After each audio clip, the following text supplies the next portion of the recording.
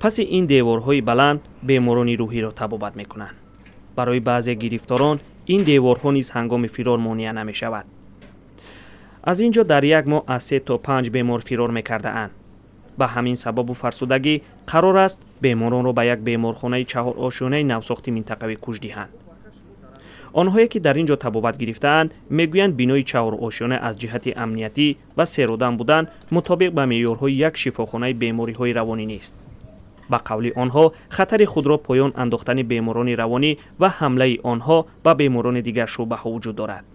دم خوب خطا حس میکنی، دم ناخوب. لحظه که خطا ناراحت حس میکنی، ندانی که مثال که تو چندم اتاج داری، تو در کجایی، یا که در آسمان، در سما، یا که در زمین.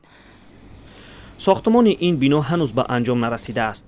فرق بین بینای نو از کهنه زیاد است. یکی دیواری بلند دارد، دیگری را پنجره کشیده اند.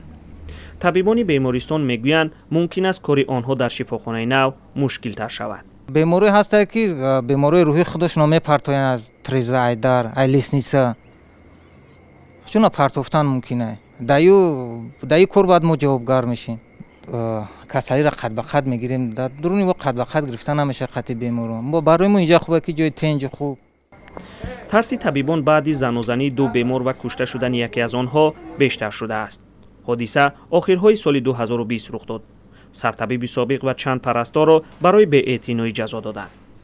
رهبریت بیمارستان پیش از کوچیدن به بیمارخانه نو به وزارت تندرستی نوشته است که شرایط بیمارخانه نو از جهت امنیتی برای بیماران روحی مطابق نیست. باید این مسئله صحبت کردیم، این مسئله رو پیشنهاد کردیم. بیمارستان و یا شفاخانه بیماری‌های روحی در کلاب سالهای 50 عصر گذشته ساخته شده است. در منطقه کلاب زیاده از 7000 بیماری روحی ثبت شده است. 58 نفرشان در شفاخانه تبابت میگیرند، چون شفاخانه در حال حاضر فقط تا 60 بیمار را قبول کرده میتواند. طبیبان میگویند منطقه بیشک به بیمارستان روحی احتیاج دارد، ولی با شرایط مطابق به نگهداشت بیمارانی که معامله با آنها و معالجهشان بسیار سخت است. محمود جان رحمتزاده، آزادی، کلاب.